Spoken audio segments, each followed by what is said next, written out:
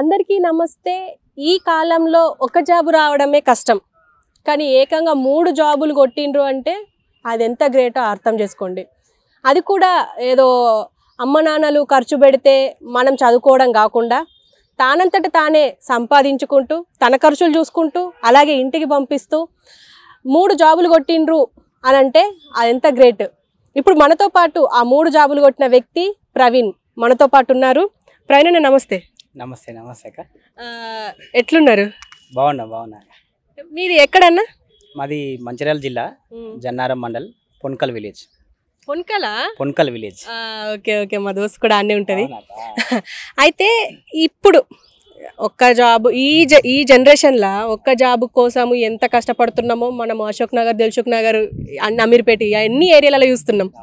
అలాంటిది మీరు ఒక సైడ్ పని చేస్తూ, అది కూడా వాచ్మెన్ జాబ్, ఏదో డేలో వర్క్ చేసే పని కాదు అది. మీరు ఆ జాబ్ చేస్తూ ఇటు 3 జాబులకు ప్రిపేర్ అయినరు అంటే ఒక జాబ్కు ప్రిపేర్ అవ్వడమే కష్టం, అలాంటిది 3 జాబులు కొట్టిరు. ఎట్లా అంటే మీ జర్నీ ఎలా స్టార్ట్ అయింది? నేను నా స్కూల్ ఎడ్యుకేషన్ మొత్తం మా ఊళ్ళో జన్నారంలోనే అయిపోయింది.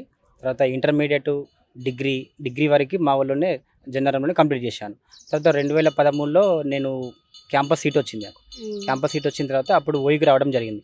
2013లో నేను ఎంకామ్లో జాయిన్ అయినా. ఎంకామ్ జాయిన్ అయిన తర్వాత మళ్ళీ దాని తర్వాత బిఏలో జాయిన్ అయినాను.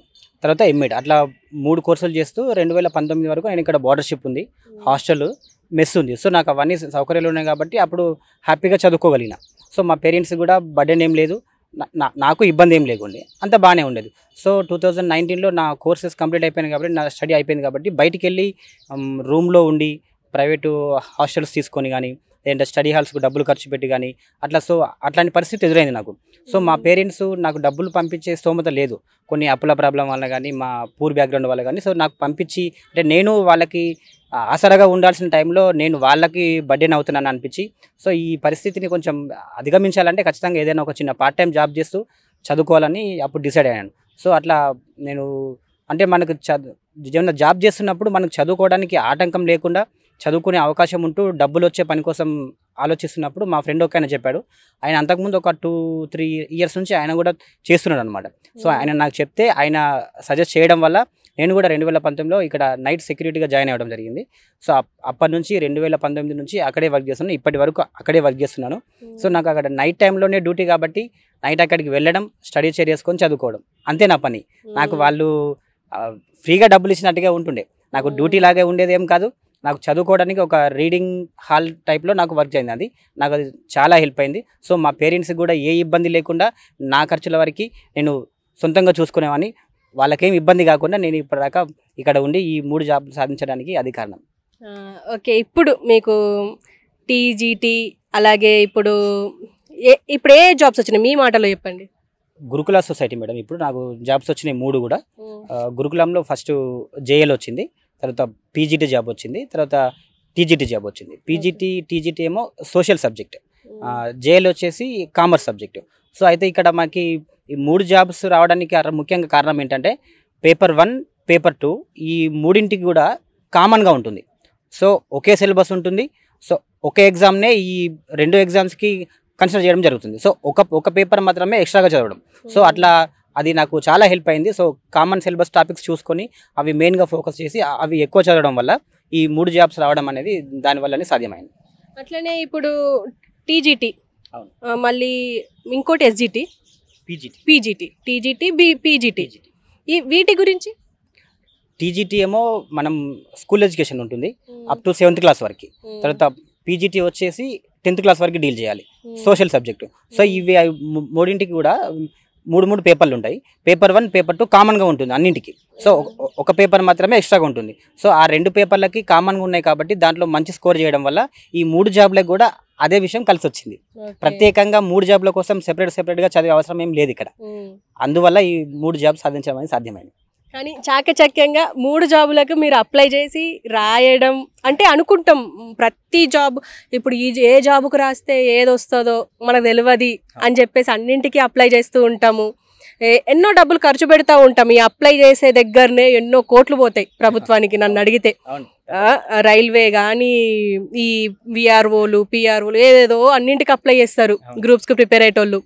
లాస్ట్కి ఏదో ఒక జాబ్ తగలకపోతుందా అని చెప్పి చాలా మంది అప్లై చేస్తూ ఉంటారు. దానికి మీరు నిదర్శనం. ఎందుకంటే 3 జాబులు ఒకేసారి వచ్చినాయి అంటే అది కూడా ఒక సైడ్ వర్క్ చేస్తూ ఒక సైడ్ కోర్స్ అందులో మీకు కష్టం ఉందా లేదా నష్టం ఉందా లేదా అనేది అది పక్కన పెడితే ఫైనల్గా ఇక్కడికి వచ్చిర్రు మీరు. ఇప్పుడు మీకు ఎట్లా అనిపిస్తుంది? ఇప్పుడు ఈ 3 జాబులు ఒకేసారి వచ్చినాయి, మీకు కన్ఫ్యూజన్ ఉంటుంది, అబ్బా ఎందులో జాయిన్ కావాలా అని చెప్పి, మీరేమంటారు? అంటే కన్ఫ్యూజన్ ఏం లేదు మేడం. ఇక్కడ ఇప్పుడు జేఎల్ వచ్చేసి హై కేడర్ కాబట్టి పే స్కేల్ పరంగా చూసుకున్నా, నెక్స్ట్ ప్రమోషన్ పరంగా చూసుకున్నా కూడా, మన హోదా పరంగా చూసుకున్నా కూడా జేఎల్ అనేది బాగుంటుంది కాబట్టి ఈ 3 నేను జేఎల్ తీసుకుంటాను. ఏ subject? JL commerce subject. Commerce. Okay. అంటే ఇప్పుడు ఎట్లా అనిపిస్తుంది? అంటే 3 జాబులు ఒకేసారి వచ్చినాయి, ఊళ్ళో ఎట్లా మాట్లాడుకుంటున్నారు? మీకు ఎట్లా ఫోన్ చేసి 3 జాబులు కొట్టినావు బేటా ఏంది సంగతి అని? ముఖ్యంగా ఇప్పుడు నేను ఈ 3 జాబ్స్ కొట్టడం వల్ల మా పేరెంట్స్ అయితే చాలా హ్యాపీ ఉన్నారు. సో వాళ్ళ ముఖంలో సంతోషం చూడడానికి కోసం నేను ఇన్ని రోజులు చాలా కష్టపడ్డా. వాళ్ళు కూడా నా కోసం చాలా ఓపికగా వెయిట్ చేసినారు. చాలా నాకేం ఎప్పుడు కూడా చాలా ఇబ్బంది పెట్టేవాళ్ళు కాదు. బాగా సపోర్ట్ చేస్తూనే మా పేరెంట్స్ కానీ, మా సిస్టర్ కానీ, మా బావ వాళ్ళు కానీ చాలా హెల్ప్ చేసేవాళ్ళు. సో వాళ్ళ సపోర్ట్ ఉండడం వల్లే నేను ఇన్ని రోజులు, దాదాపుగా 10 సంవత్సరాలు, అంటే మనలాంటి పూర్ బ్యాక్గ్రౌండ్ ఫ్యామిలీస్లో ఇన్ని రోజులు వెయిట్ చేయడం అనేది చాలా కష్టం.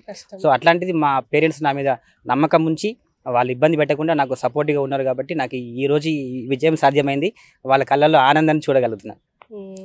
అంటే ఇప్పుడు ఎప్పుడు జాయినింగ్ మీది? ఇప్పుడు అయితే మీ 4th రోజు జేఎల్ టీజీటీ అపాయింట్మెంట్స్ ఆర్డర్స్ ఇస్తారంట. సో February 15th రోజు పీజీటీ ఆర్డర్ కాపీ ఇచ్చినారు. సో కానీ ఇంకా జాయినింగ్స్ ఇవ్వలేదు, మరి ఎప్పుడు ఇస్తారో ఇంకేమో తెలియదు. ఓకే. అయితే ఇక డైరెక్ట్గా మీరు జేఎల్లో జాయిన్ అవ్వబోతున్నారు. జేఎల్ ప్రవీణ్. ఓకే. ఫైనల్గా అంటే ఇప్పుడు ఓయూ విద్యార్థులు చాలా కష్టపడతారు జాబ్స్ కోసం అన్నా కానీ, మీ హాస్టల్స్ చూసినా కూడా చాలా ఇబ్బందికరంగా ఉంటాయి, మేము చాలా చూసాము. సో ఇక్కడ ఉండి చదువుకొని ఇప్పుడు మీరు బయటకు వెళ్ళబోతున్నారు, ఇప్పుడు ఎలా అనిపిస్తుంది? చాలా హ్యాపీ ఉంది మేడం. ఫస్ట్ ఆఫ్ ఆల్ ఇప్పుడు అసలు ఇన్ని రోజులు వెయిట్ చేయడానికి అసలు నాకు ఈ 10 సంవత్సరాల కాలం ఎందుకు పట్టిందంటే, ముఖ్యంగా గవర్నమెంట్ కూడా ఒక రకంగా చాలా రెస్పాన్సిబిలిటీ ఉన్నారు దీనికి. ఎందుకంటే మనకు 2018లో నోటిఫికేషన్స్ ఎలక్షన్ టైంలో వచ్చినాయంటే, మళ్ళీ ఈ 2023 ఎలక్షన్ టైంలోనే నోటిఫికేషన్ వచ్చినాయి. సో ఈ గ్యాప్లో ఎప్పుడు ఏ రోజు కూడా నోటిఫికేషన్స్ రాలేదు. సో ఈ గవర్నమెంట్ అనేది కొంచెం ఈ ఎడ్యుకేషన్ పరంగా కానీ, ఎంప్లాయ్మెంట్ పరంగా కానీ కొంచెం రెస్పాన్సిబిలిటీ తీసుకొని ఒక క్యాలెండర్ ఇయర్ ప్రకటించి ఎవ్రీ ఇయర్ అనేది జాబ్స్ ఇస్తూ ఉంటే, సో కొత్తగా వచ్చే వాళ్ళు కానీ, నిరుద్యోగులకి కానీ, ప్రైవేట్ సెక్టర్లో ఉండే వాళ్ళకి కానీ ఎవరికైనా మనం జాబ్కి ప్రిపేర్ అవ్వాలా వద్దా, సో మనం ఒక ఇయర్ కాకపోయినా ఇంకొకరి వస్తుందా లేదా, అసలు నోటిఫికేషన్ ఎప్పుడు వస్తుందో తెలియదు.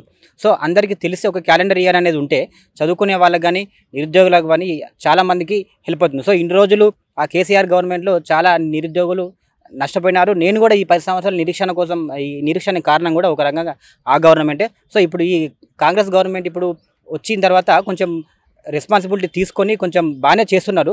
సో ఇదే కంటిన్యూ అయ్యి మళ్ళీ క్యాలెండర్ కూడా ప్రకటించి ఈ గురుకులంలో కూడా ఇప్పుడు 470 కూడా చాలామందికి 1, 2, 3 జాబ్స్ రావడం జరిగింది.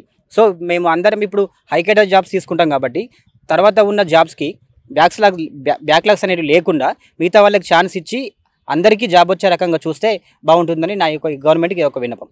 అలాగే ఇప్పుడు మీరు ఇప్పుడు సీనియర్ అయిపోయారు, మీకు జాబ్ వచ్చింది కాబట్టి ఇప్పుడు చదువుకునే వాళ్ళు ఆస్పిరెంట్స్ ఉంటారు, గ్రూప్స్కి ప్రిపేర్ అయ్యే వాళ్ళు, బ్యాంక్ కోచింగ్ కానీ అన్నింటికి ప్రిపేర్ అయ్యే వాళ్ళు ఉంటారు. మీరు ఇచ్చే సలహా ఏంది? అంటే మీరు ఎప్పుడెప్పుడు చదువుకుంటుండే, మీ ఒక దినచర్య చెప్పండి. నేను పొద్దున మార్నింగ్ 8 వరకు అక్కడే డ్యూటీలో ఉండేవాళ్ళు మేడం. డ్యూటీ నుంచి అక్కడి నుంచి వచ్చిన తర్వాత నార్మల్గా స్నానం అది చేసుకొని వంట చేసుకోవడం కావచ్చు, కుక్ చేసుకొని ఒక 11 o'clock అట్లా కూర్చొని చదువుకునేవాడిని. మళ్ళీ లంచ్ టైంలో ఒక 1 hour బ్రేక్, తర్వాత మళ్ళీ 3 నుంచి 4 వరకు అట్లా 4 to 4:30 వరకు చదువుకునేవాళ్ళు. మళ్ళీ తర్వాత 6 o'clock వరకు ఇక్కడ మళ్ళీ డ్యూటీకి వచ్చేది. సో నాకు నైట్ స్టడీస్ ఎక్కువ చేయడం అలవాటు. సో ఇక్కడికి వచ్చిన తర్వాత 8 o'clock నుంచి 12 వరకు 1, అప్పుడప్పుడు 2 o'clock కూడా అయ్యేది. అట్లా ఎక్కువసేపు నాకు నైట్ చదవడం అలవాటు, మార్నింగ్ లేచే అలవాటు ఎక్కువ లేదు. సో అంటే ఒక్కొక్కరికి ఒక్కొక్క అలవాటు ఉంటుంది. సో నాకు నైట్ ఎక్కువ అలవాటు కాబట్టి నాకు ఆ డ్యూటీ పరంగా కూడా నైట్ డ్యూటీ కాబట్టి నాకు 2 రకాలుగా అట్లా అవకాశం ఉండి నైట్ ఎక్కువ చదివేవాడిని. అయితే ఇప్పుడు నిజమే మీరు అన్నట్టుగా ఒక్కొక్కళ్ళది ఒక్కొక్క టైపు, అంటే మార్నింగ్ చదివే వాళ్ళు ఉంటారు, నైట్ చదివే వాళ్ళే ఉంటారు, లేకపోతే డేలో చదువుకొని నైట్ పడుకొని మళ్ళీ ఎర్లీ మార్నింగ్ లేచి చదువుకునే వాళ్ళు ఉంటారు. సో వీళ్ళందరూ ఒక అంటే వీళ్ళని ఫాలో కావాలని కాదు, మీ కంఫర్ట్ జోన్ని ఫాలో అయ్యే వాళ్ళు కూడా ఉంటారు. అంటే ఎవరి కంఫర్ట్ జోన్ వాళ్ళది. కానీ చాలామంది ఏంటంటే ఆయన అట్లా చదివిండు నేను ఇట్లా చదవాలి అంటే 18 గంటలు చదివిండు కాబట్టి 18 గంటలు నేను చదవాలి అని చెప్పేసి అనుకుంటారు. వాళ్ళకి మీరేమంటారు? మేడం మనం పర్టికులర్గా ఒక టైం అంటూ పెట్టుకొని 8 గంటలు చదవాలి, 10 గంటలు చదవాలి, 12 గంటలు చదవాలి అట్లాంటిది ఏముండదు. మనం రోజుకు మినిమం 6 గంటలు చదివినా చాలు, 5 గంటలు చదివినా చాలు. కానీ చదివినంతసేపు ఏకాగ్రతగా పర్ఫెక్ట్గా చదవాలి, సిలబస్ ప్రకారంగా చదవాలి, ప్రీవియస్ పేపర్స్ ఫాలో అవ్వి మనకు సిలబస్కి సంబంధించిన అన్ని క్లియర్గా చూసుకొని ఏం చదవాలో ఫస్ట్ డిసైడ్ చేసుకున్న తర్వాత ప్రిపరేషన్ స్టార్ట్ చేయాలి. అంతేగాని పక్కన వాళ్ళు 10 గంటలు చదువుతున్నారు, 12 గంటలు చదువుతున్నారు, నేను 4 గంటలు చదువుతున్నా, 5 గంటలు చదువుతున్నా అంటే అట్లా ఏముండదు. ఒక్కొక్కరి గ్రాస్పింగ్ పవర్ ఒక్కొక్క రకంగా ఉంటుంది. ఒక్కొక్కరు 1 అవర్లో అర్థం చేసుకున్నది మనం రోజంతా చదివినా అర్థం కాకపోవచ్చు. అది వాళ్ళ మెంటాలిటీని బట్టి ఉంటుంది. సో అట్లా కాకుండా ఎవరి కంఫర్ట్ జోన్ వాళ్ళు చూసుకొని ఎవరికి ఎంత వీలైతే అంత చదువుకుంటూ చదివినంతసేపుగా పక్కాగా చదువుకుంటే అట్లా బాగుంటుందని నేను చెప్తాను. ఓకే అన్న, థ్యాంక్ యూ వెరీ మచ్. అంటే మీరు కూడా చాలామందికి ఇన్స్పిరేషన్. సో అంటే మన తక్కువ సంపాదించే ఫ్యామిలీస్ మన అందరివి. అంటే ఈరోజు సంపాదిస్తే రేపటికి మనకు అవుతుంది అనుకునే ఫ్యామిలీస్ చాలామంది రైతుల వాళ్ళు ఉంటారు, కౌలుకు తీసుకొని వ్యవసాయం చేసే వాళ్ళు ఉంటారు. వీళ్ళందరికీ కూడా అంటే మీ పేరెంట్స్ తాత ఎంత అనేది ఆలోచించుకొని కేవలం వాళ్ళ మీద మనము ఆధారపడి చదువుకోకుండా మనం కూడా జాబ్ చేస్తూ మనకంటూ ఒక జాబ్ ఉంటుంది అని చెప్పేసి అమ్మాయిలైనా కానీ అబ్బాయిలైనా కానీ కొంచెం చూసుకొని వాళ్ళకి ఇబ్బంది కాకుండా సంపాదిస్తూ మీరు చదువుకుంటే మీకు ఒక ప్లెజెంట్ మైండ్ ఉంటుంది. నన్ను అడిగితే అవును, ప్లెజెంట్ మైండ్ ఉంటుంది. సో మీరు కూడా ఇలా ఒకసారి ట్రై చేసి చూడండి. అంటే అమ్మో మా ఇంట్లో పైసలు లేవు అనే కంటే మీరే సంపాదించండి. మీరే సంపాదిస్తూ మీరు జాబ్కు ప్రిపేర్ అయితే అది ఎంతో హెల్ప్ అవుతుంది కదా మీ పేరెంట్స్కి. అయ్యో మా అమ్మ ఒక్కతే కష్టపడుతుంది, మా నాన్న ఒక్కడే కష్టపడుతున్నాడు అనుకోకుండా అందరూ కలిసి చేస్తేనే ఒక కుటుంబం అవుతుంది. అది నువ్వు చదువుకుంటున్నా ధీమా వ్యక్తం చేస్తున్నావేమో కానీ వర్క్ చేస్తూ నువ్వు చదువుకోవడం వల్ల కూడా ఇలాంటి నిదర్శనాలు మన ముందుకు వస్తాయి కాబట్టి సో ఆల్ ది బెస్ట్ అందరికీ.